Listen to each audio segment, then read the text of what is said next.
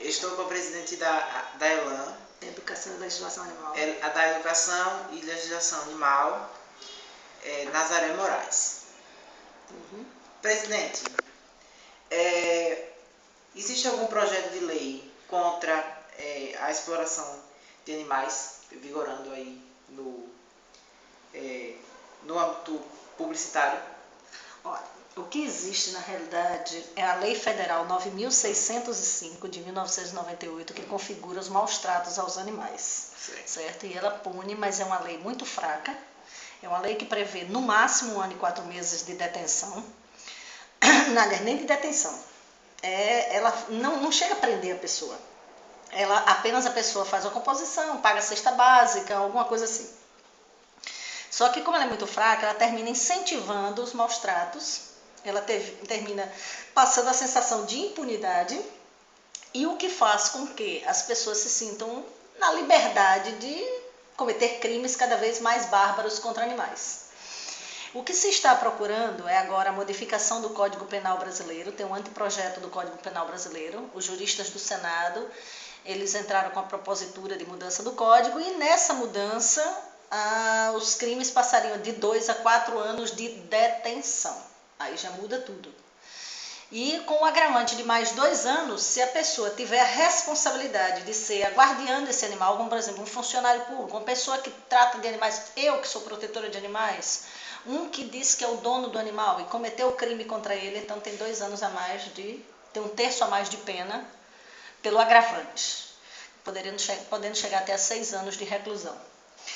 Mas não está aprovado ainda. E o que nós temos são mais 4 projetos federais, um deles que está para ser votado a qualquer momento, que é o que proíbe terminantemente o uso de animais em circos, porque os circos, eles exploram o animal comercialmente, estressam esse animal fica fora do seu habitat natural, fica fora do seu convívio com seus semelhantes, exploram a seu bel prazer, consegue os lucros, e quando o animal fica inadequado para as apresentações, ou o animal se estressa e causa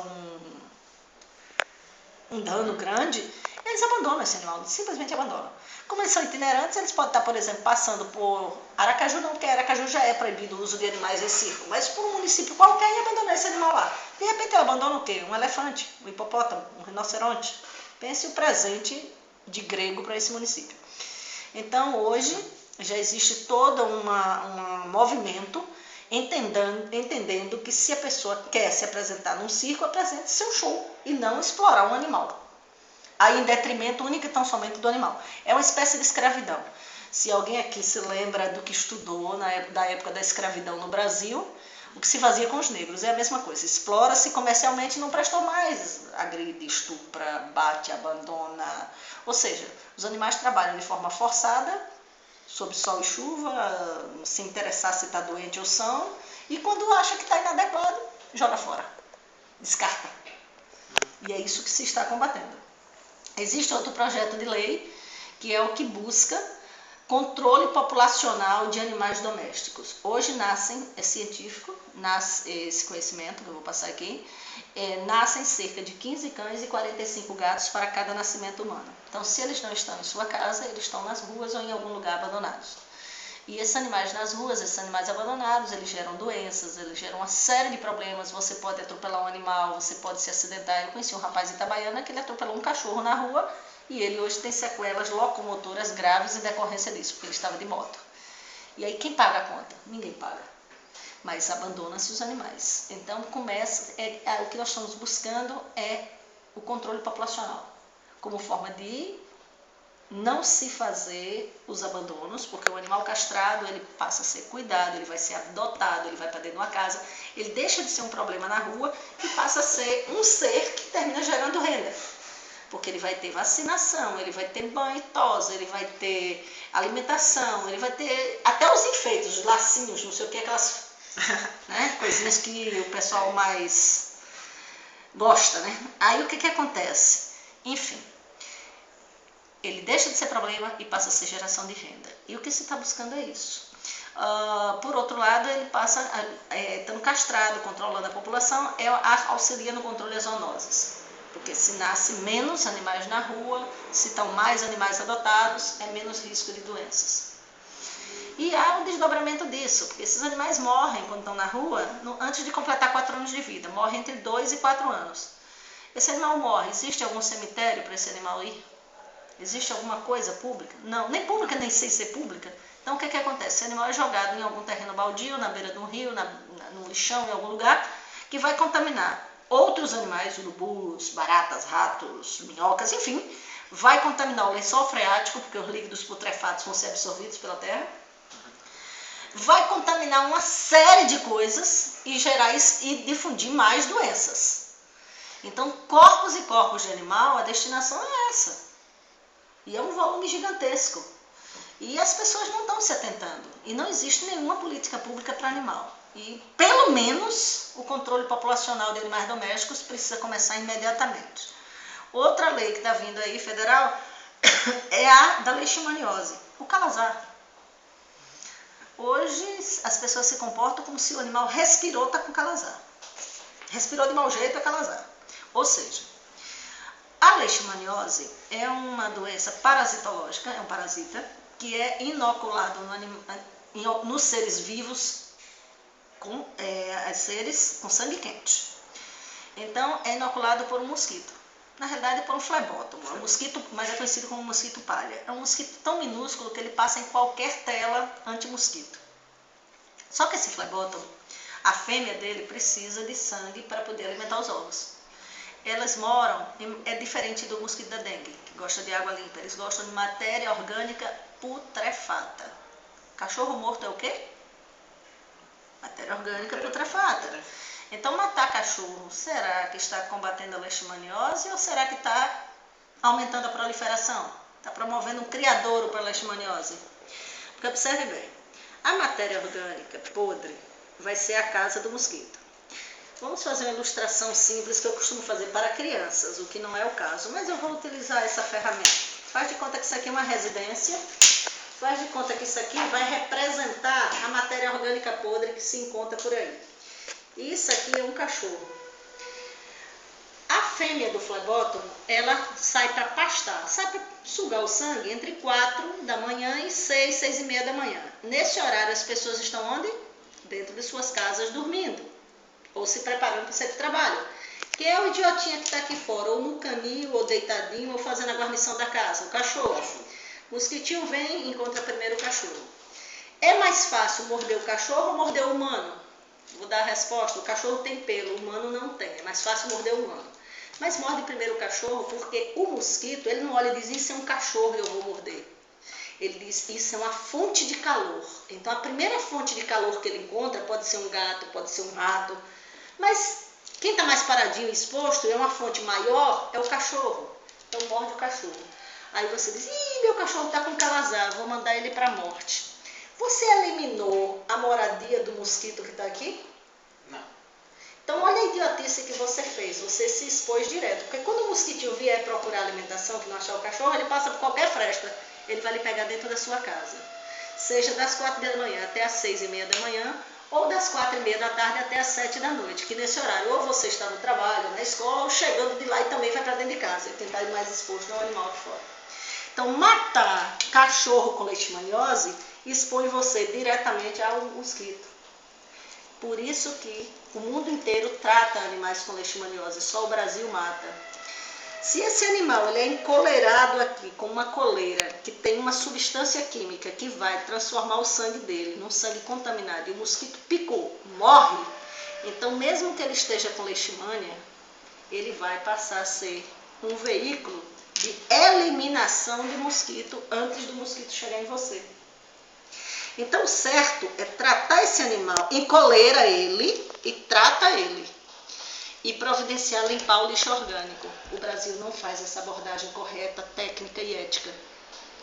Então, o que nós estamos combatendo é essa matança.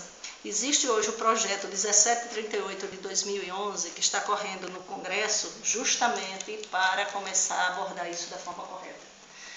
Estamos buscando derrubar a portaria do Ministério da Saúde que diz que tem que matar cachorro com leishmaniose. Eles pagam R$500 por cabeça de cachorro morto. Então, o Centro de Zoonose de Aracaju matava de 25 a 30 por turno e jogava no lixão da Terra Dura. Daí o fato de dizerem que a região de expansão de Aracaju é onde mais tem leishmaniose, porque eles promoviam o criadouro lá. Só que eles não matavam só cachorros doentes, mas matavam qualquer animal. Então o centro de zoonose de Aracaju era um campo de extermínio de animais. Estava se fazendo um genocídio aqui em Aracaju, de cães. Então o que acontece? Isso hoje está interditado. O centro de zoonose está por inadequação total. Lá eles não tinham piso apropriado, eles não tinham nada. Lá eles davam a mangueirada no cocô, no xixi, no sangue, eles cortavam o cachorro com serra elétrica, então um pedaço de cachorro morto ia tudo para uma valeta e in natura direto para o Rio Poxim para captação de água da cidade. Então todos nós aqui escovávamos dentes, tomávamos banho, lavávamos roupa com resto de animal morto, estivesse ele doente, são ou o que fosse. Era isso que o Centro de Zoonose de Aracaju proporcionava para a saúde pública do município. E é por isso que ele está definitivamente interditado. Conseguimos recentemente que a portaria do Ministério da Saúde fosse derrubada no STJ. Estamos lutando, que só falta a última instância, que é o Supremo. Dia 8 de maio, o gabinete do ministro Joaquim Barbosa recebeu uma comitiva nossa. Estamos tentando derrubar definitivamente a portaria do Ministério da Saúde que determina a matança. E, independente disso, também está correndo o projeto de lei 1738 de 2011. E, por fim, foi solicitado também um outro projeto de lei. Alguém aqui sabe o que é AIE, anemia infecciosa equina? Não. É considerada a AIDS dos cavalos. Bem, anemia infecciosa equina, quando você fala anemia, remete a quê? Alimentação inadequada, falta de alimentação, né? Falta de ferro. Pois é. Os cavalos de carroça, eles têm uma jornada, como eu falei antes, da exploração dos circos. Veja a semelhança. Eles têm uma jornada da seguinte maneira: eles acordam de madrugada, são apanhados nas ruas, porque eles dormiram na rua, né? Então, coloca-se os arreios normalmente não têm as proteções devidas, então é ferro comendo focinho, pedaço de madeira comendo as laterais dos corpos, a cangalha, a sela que vai, aquela mal batida, com aquilo comendo o lombo. Aí coloca aquele arreio em cima das feridas que já existem, ou que não existem ainda, mas vão existir de algum tempo. E esse animal vai para a rua trabalhar, sem água nem comida o dia inteiro. Chega final de tarde, o carroceiro, ele vai primeiro, antes de ir para casa, vai tomar uma pinga. Então para na bodega e toma-lhe pinga para dentro e o cavalo continua lá amarrado, sem água nem comida. Não importa se está chovendo ou fazendo sol. Aí, quando ele já está meio alto da pinga, ele resolve fazer um pega de carroça. Então, ele sai arregaçando com o animal. À noite, para início de conversa, as ruas são esburacadas. Então, ferro, prego, tudo que tiver inadequado, esse cavalo pode pisar e se cortar e se ferir gravemente. Ou ele pode pisar em falso no buraco e quebrar uma pata. Tornou-se inadequado, ele vai para onde? Descarta. Onde? Na rua. Ele vai agonizar na rua. Bem, mas vamos dizer que não aconteceu nada disso com ele. Ele chegou em casa, tira o arreio, bota uma peia super apertada e ele vai ficar na rua para passar a noite tentando comer lixo ou o resto de algum mato, alguma coisa. Por quê? Porque o carroceiro não tem pastagem adequada. No dia seguinte ele volta à mesma jornada. Só que a anemia infecciosa equina é uma doença que o Ministério da Agricultura diz que é uma doença de denúncia compulsória. O animal que foi identificado com essa doença ele tem que ser sacrificado, porque ele é um risco gravíssimo para outros animais. Segundo eles, segundo o conhecimento científico, o animal infectado tem que ficar no mínimo a 200 metros de distância de um saudável, sob o risco de contaminar o outro. E eu fiquei sabendo que em Aracaju, cerca de 90% dos animais de carroça estão com anemia infecciosa equina, a AIDS dos cavalos. E nada se faz. Não há o controle populacional, não há uma casa de apreensão adequada, não há um hospital público, não há um cemitério, não há um posto de saúde que pudesse, um posto de saúde veterinário que pudesse atender a população carente. Não há um transporte para resgate de um animal. Aqui a temática é não há. Se um bombeiro hoje apreender um animal, vamos falar um cão pitbull, que normalmente as pessoas têm medo mesmo que o cão não seja agressivo. Já aconteceu 3 ou 4 me chamarem porque o animal foi apreendido, foi chamado porque queriam matar o animal porque o animal estava correndo atrás de crianças. Esses 3 ou 4, por coincidência, eram animais dóceis que só queriam brincar com as crianças. Um deles, inclusive, está adotado por uma advogada que tem filhos pequenos e o animal hoje é a maior companhia das crianças.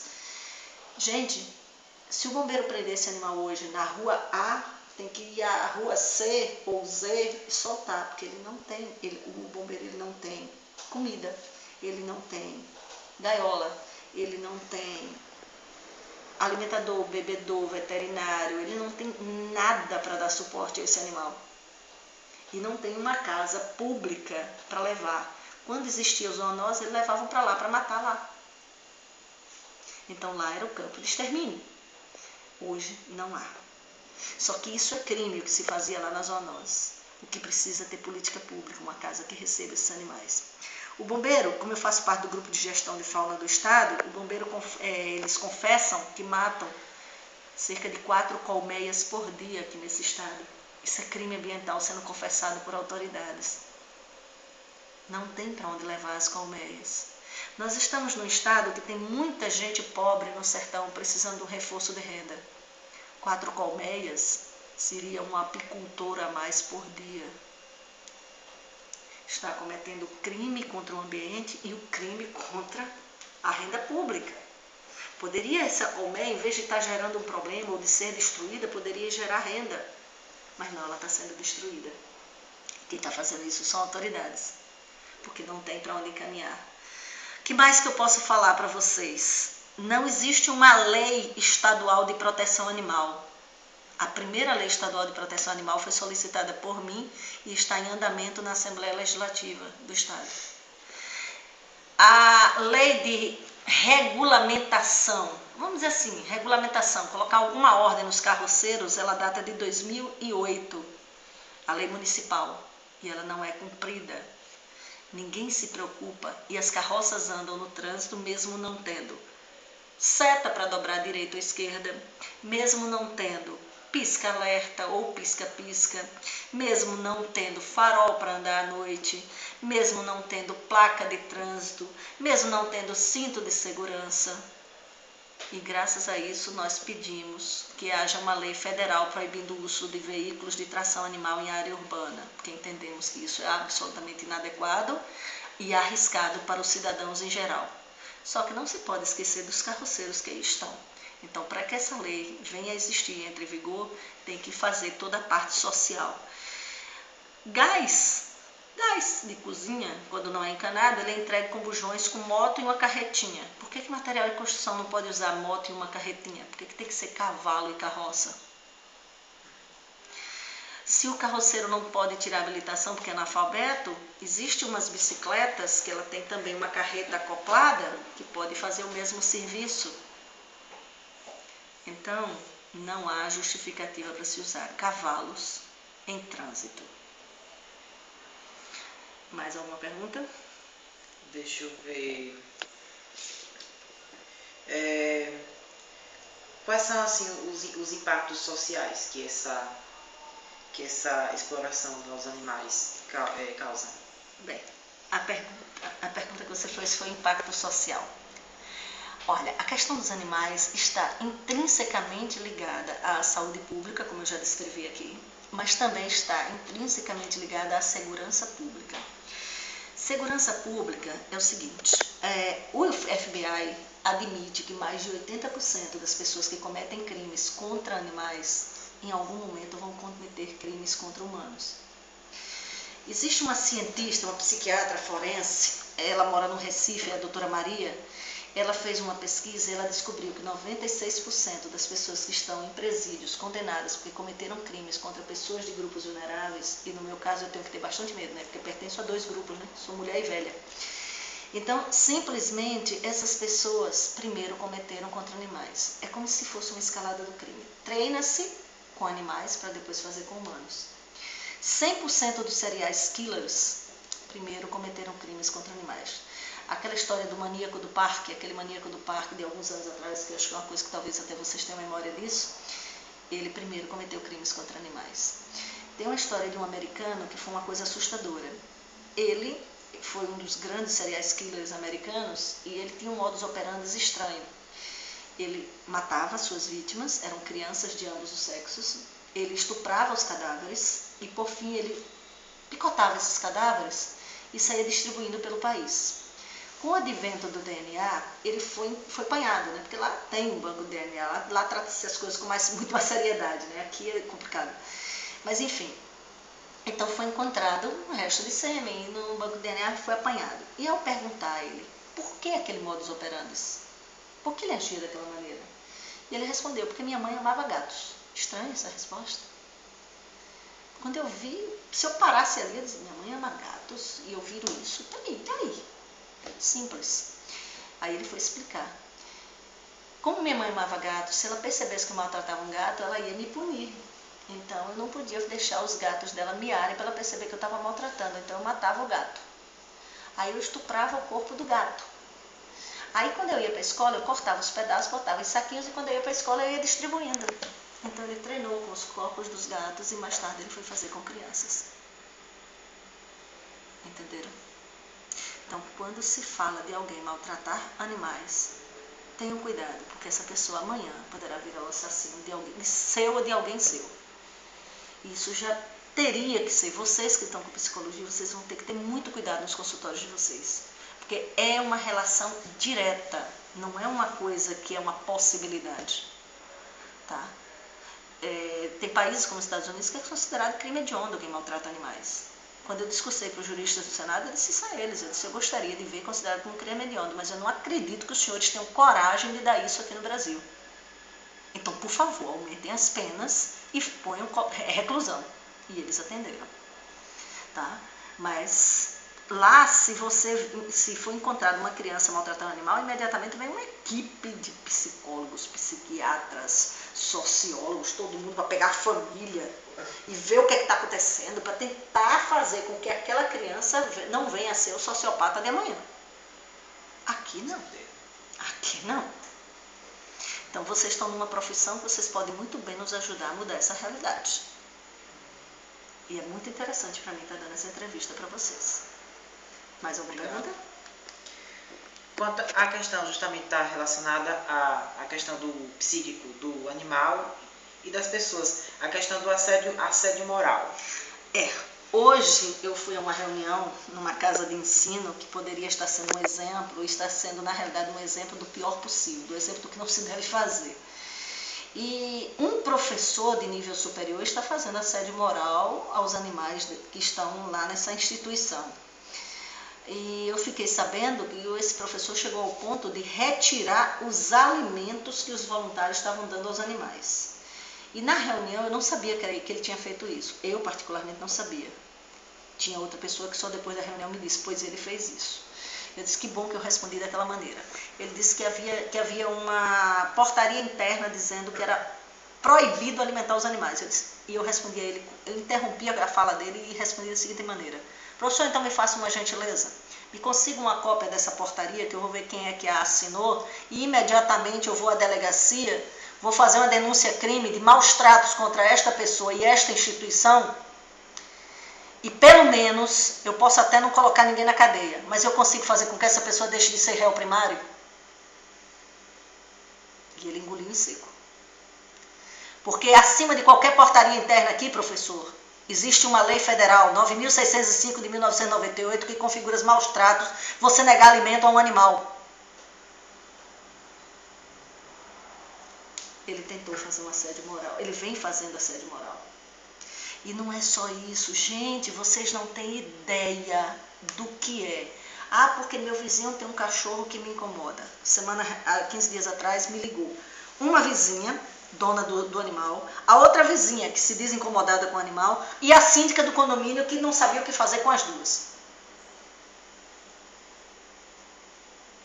Todo mundo recorrendo. Eu não sou juiz, eu não sou polícia, mas a gente tem que ter bom senso.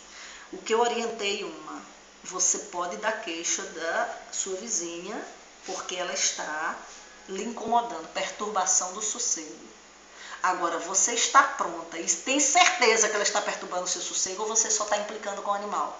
Porque se você estiver caluniando, automaticamente você pode sofrer um processo criminal por estar caluniando e difamando ela. A outra me liga, porque a minha vizinha está se incomodando com o meu animal e eu não sei mais o que fazer porque ela disse que meu animal perturba. Eu faça o seguinte, todas as duas, tanto a primeira como a segunda, eu disse, vão ao Inmetro, solicitem um decibelímetro e meçam os decibéis. Agora, não é da casa da que tem o cachorro, não. É da casa da que está se dizendo incomodada. Vamos ver se realmente há uma perturbação do sossego pelos decibelímetros.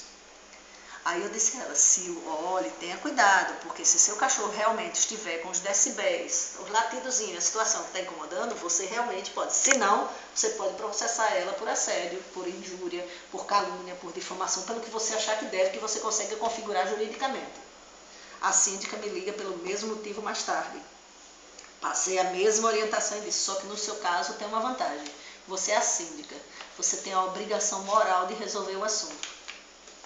Então, antes de fazer tudo, não dê nada criminal que vai representar até mal para seu condomínio.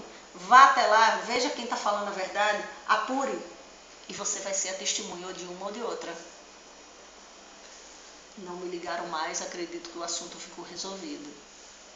Então, gente, o que eu quero dizer a vocês é o seguinte, é uma questão de convívio social. Os animais, segundo o IBGE, estão presentes em 64% dos lares. As pessoas têm que começar a entender que o animal é um membro da família, que sente dor, sente fome, sente frio, sente carinho, sente amor, sente medo, sente necessidade de proteção. Não se pode negar isso a um animal. Então, quando você nega isso, você pode ser configurado na lei de maus tratos. E se alguém lhe persegue porque você tem um filho barulhento, porque você tem que educar seu filho. Então, se alguém lhe persegue porque você tem um animal barulhento, você tem que educar seu animal. É a mesma maneira. Mas também, se alguém lhe persegue dizendo que seu filho é barulhento, e porque está se incomodando apenas com a presença dele, você tem que reagir. A mesma coisa é o seu animal. Então, é uma questão de bom senso, é uma questão de acomodação e entender que todos têm direito à vida. O que fica prejudicado não é o animal, não é a pessoa, é o direito à vida. É o direito a estar vivo e a viver bem. Então não se pode negar isso a ninguém. Não se pode negar isso aos animais. A vida, né, só Deus tem direito de tirar, né, das pessoas, justamente. Né? Olha, não diria, porque tem aquelas pessoas que não acreditam em Deus. Eu não vou falar, eu sou cristã, mas eu não vou falar nem Deus tem direito de tirar, porque senão fica parecendo aquela coisa assim, só para quem acredita em Deus. A vida, ela tem seu curso e ela tem que ser respeitada em todo o seu curso, mesmo depois que termina. O descarte de um corpo, você não pega meu corpo e joga à toa. Então você não pode pegar um do animal e jogar à toa. Porque o descarte do meu corpo à toa pode prejudicar outras vidas. Não prejudica mais a minha, eu já morri. Mas pode prejudicar de outras com líquidos putrefados, com toda a infecção que eu posso gerar para o meio ambiente. A mesma coisa é um animal. Então a vida tem que ser respeitada em todo o seu curso. De início a fim, mesmo depois que ela acaba. Tá? Então, não cabe a A, B ou C estar interrompendo esse curso de forma aleatória, inadvertida e a seu bel prazer. É isso que não está certo. Verdade. Ok. Ficou legal? Obrigado, viu, presidente, pela sua participação. Mas eu nem me lembro mais que eu falei. Daquela outra entrevista, acho que foi mais completa, né? Essa daqui, você anotou muita coisa daquilo, foi?